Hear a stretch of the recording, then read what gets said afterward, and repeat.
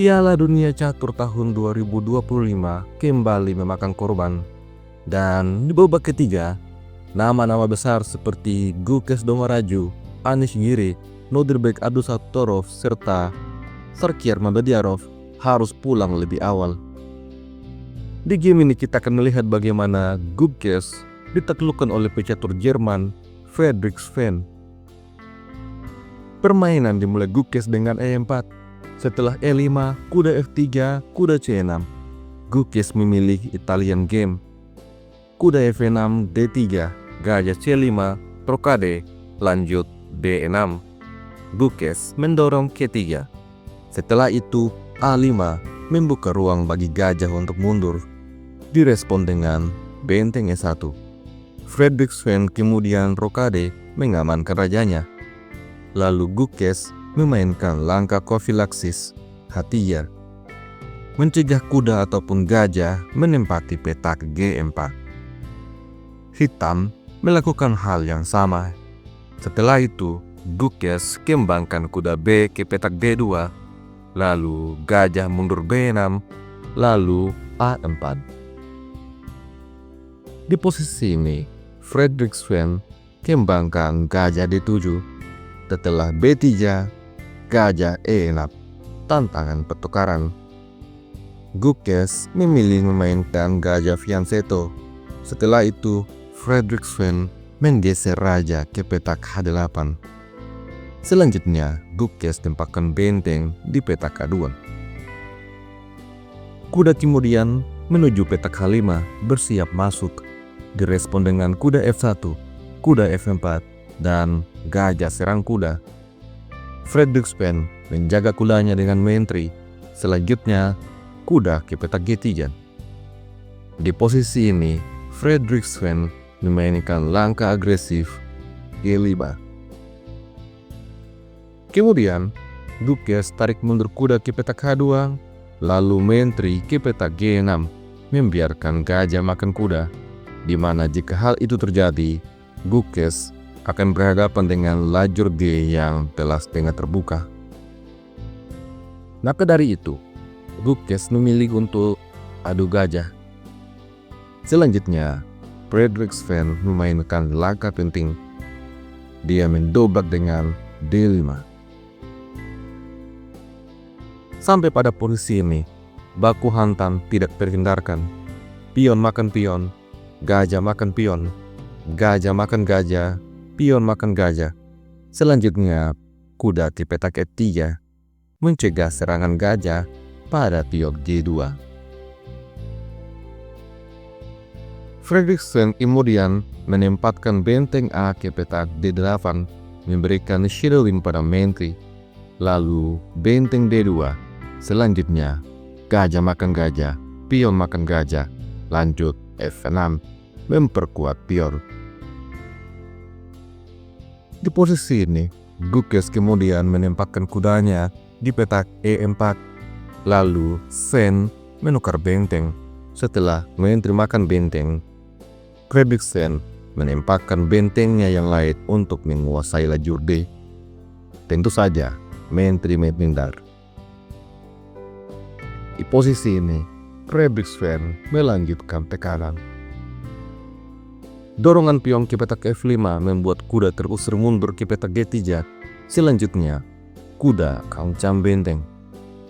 Benteng lari, lalu F4, sebuah forking. Untungnya, Gukes punya balasan. Menteri E4 menantang pertukaran. Hitam merespon dengan raja H7, siap makan kuda. Maka, menteri makan menteri terlebih dahulu terjadi. Setelah raja makan menteri, kuda ke petak E4. Friedrich Sven selanjutnya menyerang kuda putih. Maka kuda F mundur ke petak D2 untuk menjaga kawannya. Sampai pada posisi ini, menurut analisa engine, hitam sedikit lebih unggul. Langkah terbaik untuk hitam adalah mendorong pion ke petak H5. Namun, Friedrich Sven mainkan langkah tidak akurat. Kuda mundur C5. Tantangan pertukaran. Selanjutnya, Gukes merespon dengan langkah tidak akurat. Benteng E1 berniat menjaga kuda. Lanjut, kuda serang benteng. Maka, benteng lari ke petak B1. Di posisi ini, Sven akhirnya mendorong pion ke petak H5, lalu Raja F1, kuda C5, pion F3.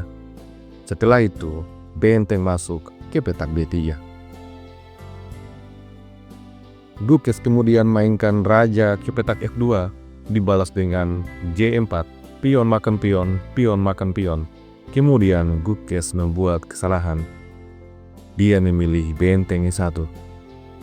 Fredrik Sven langsung menyerang Raja. Kemudian Raja ke petak E2, lalu Sven menyerang Raja kembali. Setelah Raja lari, benteng ditukar, Raja makan benteng. Sampai pada posisi ini, analisa engine menunjukkan bahwa hitam begitu unggul. Setidak-tidaknya ada 3 keunggulan posisional yang dimiliki oleh hitam. Yang pertama adalah hitam memiliki pion mayoritas pada sayap Raja dan pion G dekat dengan petak promosi. Keunggulan kedua adalah Raja hitam yang telah menguasai senter. Dan keunggulan ketiga adalah kuda-kudanya memiliki banyak ruang untuk bermanuver. Di sisi lain, Raja Gukes dipaksa bertahan dan kuda-kudanya memiliki pergerakan yang sempit. Di posisi ini, Fredrik Sven cukup lama menggunakan waktunya untuk berpikir sebelum akhirnya dia mainkan Raja ke petak E6.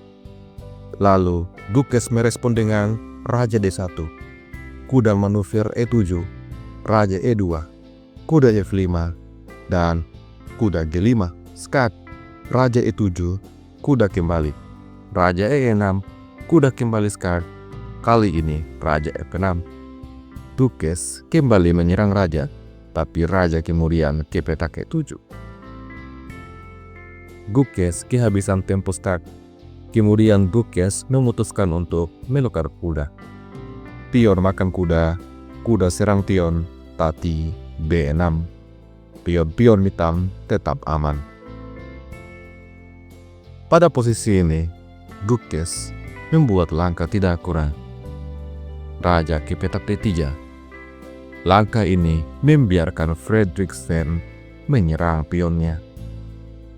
Gukes membalas dengan B4, mencoba menciptakan pion bebas pada sayap menteri, tetapi Fredrik Sven memutuskan untuk ambil pion.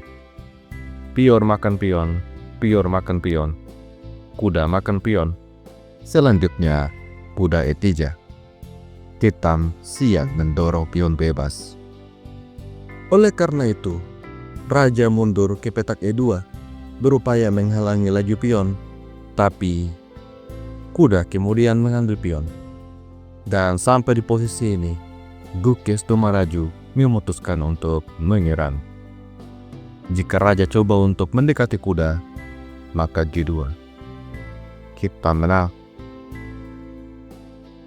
Jika kuda ke petak D3, maka Raja akan mendekati shelter. Raja mundur F1, kuda skat, Raja E2, Raja D5. Semakin mendekati center dan menggerogoti pion-pion putih.